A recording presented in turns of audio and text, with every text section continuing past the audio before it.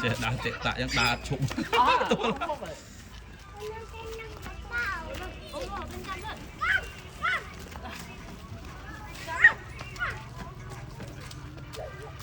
ให้จับโจมปลาหมดปลาเลือกเปล่าจับก็จับหงเหาะห้าเลย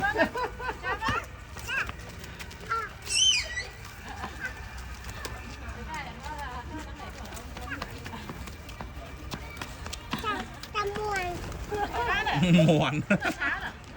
น้ำม้วนนั่งเปรียบ